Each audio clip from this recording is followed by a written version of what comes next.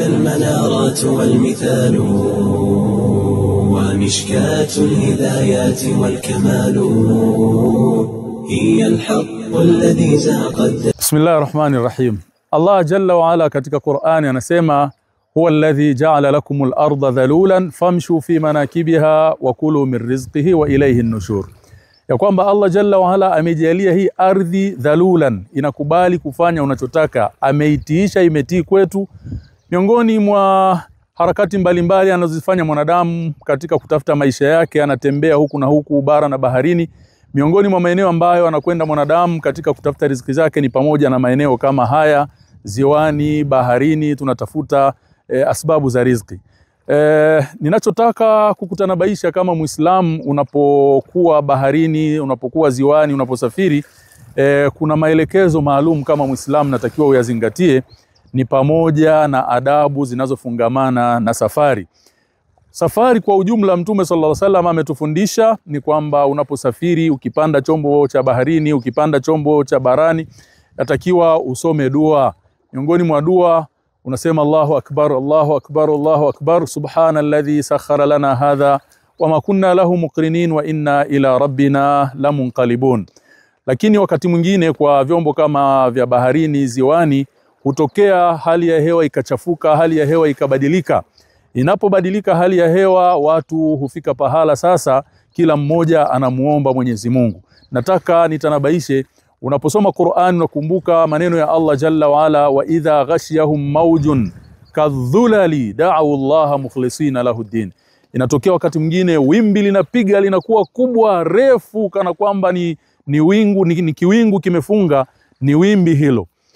Watu wote wakati wanarejea kwa Allah subhanahu wa ta'ala. Hii inanikumbusha kwamba mwanadamu ameumbwa katika fitra ya kumtambua Allah subhanahu wa ta'ala inapokuwa maumbile yake hajachafuliwa kwa kuingiziwa vitu vingine, kwamba wakati wa matatizo watu wote tunarudi kwa Allah subhanahu wa ta'ala. Kwa hiyo kama Muislam usisubiri kurudi kwa Allah wakati wa matatizo, daima fungamana na Allah subhanahu wa ta'ala katika maisha yako yote ya kawaida, katika kutafuta kwako asbabu za riziki, jifungamanishe na Allah subhanahu wa ta'ala. Mtegemea Allah, na hii ni sababu ya kupata riziki, kama alivyotufundisha Mtume sallallahu alaihi wasallam, law annakum tatawakkaluna ala Allahi haqqa tawakkulihi la razaqakum kama yarzuqu at-tayr. Lau mngelimtegemea Allah haki ya kumtegemea, angelikuruzukuni kama anavyowaruzuku ndege. Ndege anatoka asubuhi, anakwenda mbali, tumbo likiwa halina kitu, anarudi jioni ameshiba, anapumzika.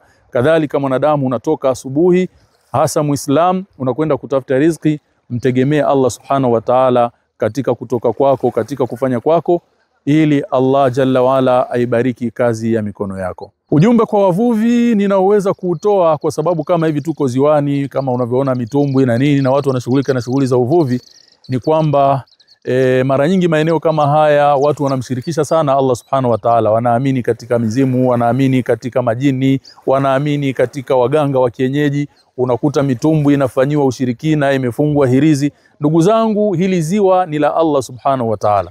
Viumbe waliomo humu ambao ni samaki ni wa Allah subhanahu wa ta'ala. Mtegemeeni Allah subhanahu wa ta'ala. Hawa binadamu ambao tumekuwa tukiwapelekea pesa ambazo tungezipeleka kwa familia zetu tukanufaika nazo, hawamiliki chochote. Samaki si wa kwao, wao hawana mawasiliano na samaki. Samaki ni wa Allah, na Allah ndio hutaka wakati mwingine watoke na wakati mwingine akawaficha, na wala si vinginevyo. Kwa hiyo wajibu wetu sisi turekebishe mpango wetu wa maisha na mfumo wetu wa maisha, na Allah jalla wa ala ataturekebishia.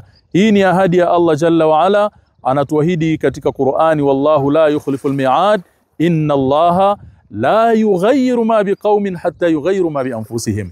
Kwamba Allah hawabadilishi watu maisha, kuwatoa katika hali fulani akaweka katika hali nyingine mpaka wabadilike wenyewe. Kwa hiyo tukitaka mambo yetu yawe mazuri, basi ni sharti sisi tubadilike tuwe wazuri. Na tukiwa tumebadilika kuwa ni wabaya, mambo yatakuwa ni mabaya, na wala tusimtafute mchawi wakati huo. Itakuwa sisi wenyewe ndio tumeharibu mambo yetu. Pia ni vizuri nitoe bishara baada ya kuwa nimetoa risala na ujumbe kwa wavuvi, lakini pia niwape bishara. Mtu anapokuwa ni Muislamu mwenye kumwahidi Allah jalla wa ala, anampwekesha Allah jalla wa ala, kuna baadhi ya mambo ameyataja Mtume alayhi salatu wasalam. Kuna aina fulani ya vifo Mtume sallallahu alayhi wasallam amewabashiria khairi, lakini kwa sharti ayakunu muwahidin, wao ni wenye kumpwekesha Allah. Miongoni mwa vifo ambavyo mtu anaandikiwa ujira wa shahid ni mtu kufa katika maji, kifo cha maji, au mtu amekufa kifo cha moto, au mtu kaangukiwa na jengo, au mwanamama ameanguka amefariki akijifungua.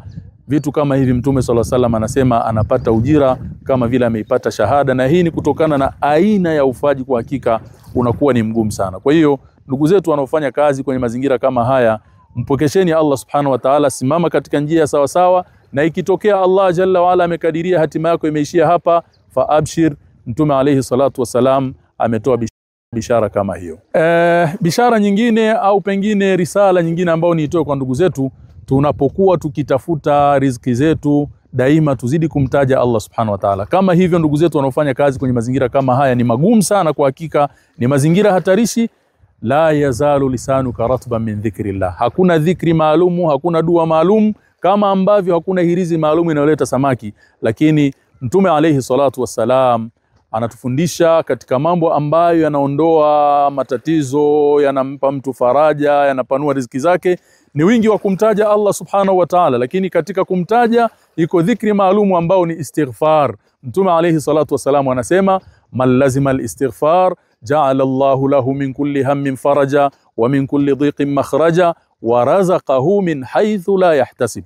Wewe ukiingia huku unaingia kutafuta riziki. Mtume alayhi salatu wasalam anakueleza wewe Muislamu muumini, man lazima al-istighfar, mtu mwenye kudumu na kumtaka msamaha Allah subhanahu wa ta'ala. Na istighfar haina sigha maalum, astaghfirullah wa atubu ilayh, Allahumma ighfir li warhamni. Almuhimu mwenye kudumu kumtaja Allah kwa kumuomba msamaha, ja'ala Allahu lahu min kulli hammin faraja, Allah anamfariji katika matatizo yake yote. Wa min kulli dhiqin makhraja, anapokuwa na dhiki Allah anampa namna ya kutoka kwenye dhiki yake. Wa razaqahu min haythu la yahtasib, anampa riziki kede kede kwa namna ambayo wala hakutarajia. Kitu kidogo Allah anafungua. Kwa hiyo wito kwa ndugu zangu mnaofanya kazi kwenye mazingira kama haya hapa, basi kithirisheni sana kumtaja Allah jalla wa ala, wadhkurullaha kathiran la'allakum tuflihun. Mtajeni Allah kwa wingi ili mpate kufanikiwa katika mambo yenu. Wakati unafanya riziki, unatafuta riziki, unafanya kazi zako, ulimi wako daima uwe ni wenye kumtaja Allah subhanahu wa ta'ala. Uzoefu unaonyesha watu wengi kwenye shughuli zao huwa wanaimba, wengine wanapiga miruzi, wengine wanasema maneno mabaya. Kwa mfano maeneo kama haya ya pwani utakuta watu wakivuta kokoro, basi nyimbo zilizoko pale ni matusi, ni mambo ya hovyo, ni mambo ambayo hayana heshima, ni mambo yasiyokuwa na adabu. Muislam, wakati ukifanya kazi yako hii, unatumia nguvu, unavuta kokoro, mtaje Allah subhanahu wa ta'ala, subhanallah, alhamdulillah, Allahu akbar, la ilaha illa Allah, Allahumma ighfir. Fanya hivyo, uzoeshe ulimi wako kumtaja Allah. Moja, unakuwa daima wewe pamoja na Allah subhanahu wa ta'ala, lakini mbili, unautumia muda wako katika maneno yenye kuwa na faida. Bismillahirrahmanirrahim, alhamdulillah, wassalatu wassalamu ala rasulillah wa ala alihi wa sahbihi wa mawalah, amma ba'd. Ndugu zangu katika imani, nataka tuishi moja katika hadithi za Mtume sallallahu alayhi wa alihi wasallam, hadithi ambayo ameisimulia al-Imamu Muslimu katika sahihi yake, hadithi ya sahaba Abdullah ibn Amr ibn al-As. Hadithi hii Mtume sallallahu alayhi wa alihi wasallam anatutajia mambo matatu ambayo ni min asbabi saada, mambo matatu ambayo ni sababu ya furaha ya mtu, ni sababu ya kupata amani. Ni muhimu sana mambo haya kwa sababu leo hii tunaishi katika zama ambazo ni zama watu wamezongwa, watu wana changamoto mbalimbali za kimaisha, lakini watu wanaishi stress wakati mwingine kwa sababu ambazo ukizitazama hazina mantiki.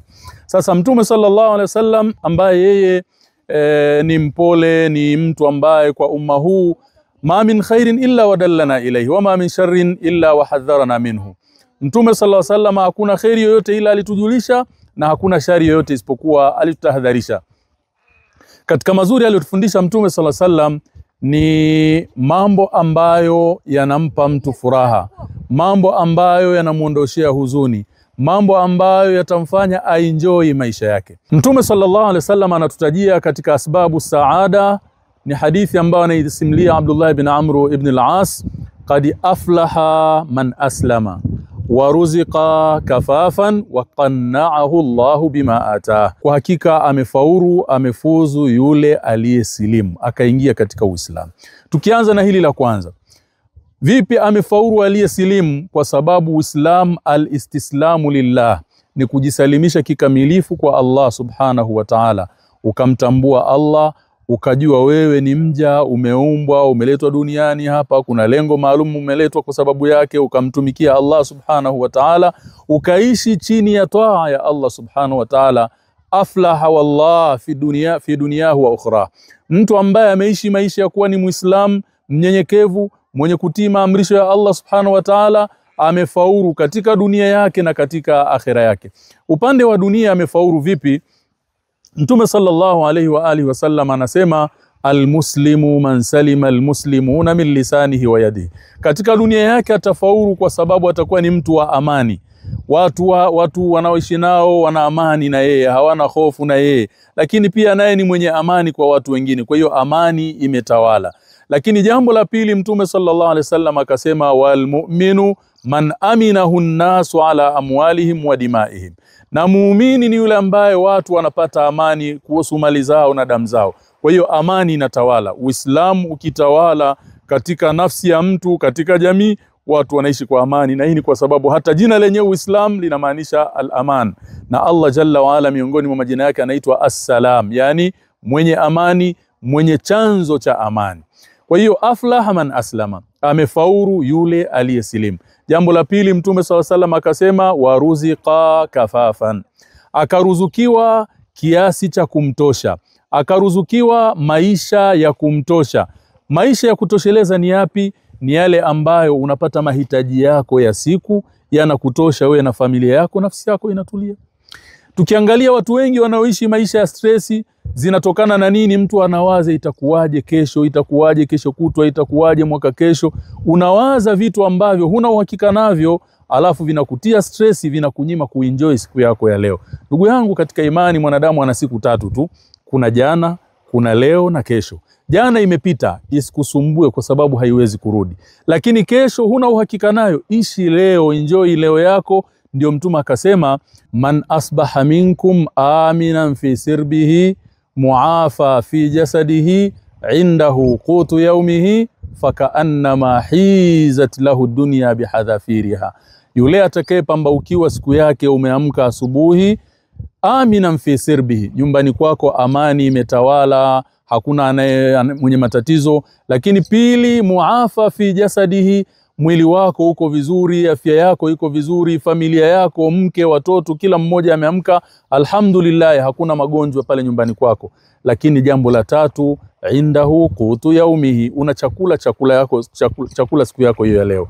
Chakula cha leo kipo. Hafikiri mtu kwamba leo tutakula nini. Chai utapata, chakula cha mchana utapata, jioni mtakula.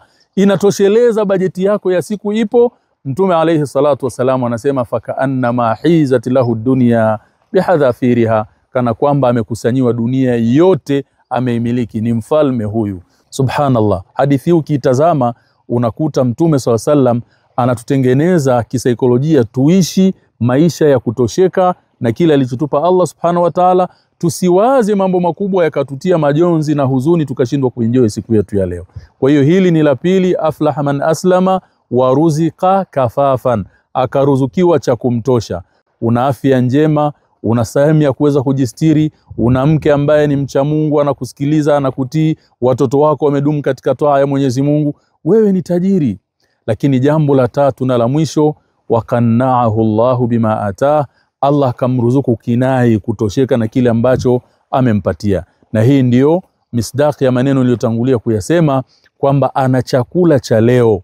Sio kesho itakuwaje, kesho kutwa itakuwaje. La, itazame leo yako, iishi leo yako, enjoy leo yako, isikuondoshee huzuni, isikuletee huzuni kuwaza kesho kutwa itakuwaje, hatimaye ukakosa kufurahia katika siku ya leo. Hizi sababu 3 ukizishika kama Muislam, min asbabi saada, ni miongoni mwa sababu zinakupa furaha katika maisha.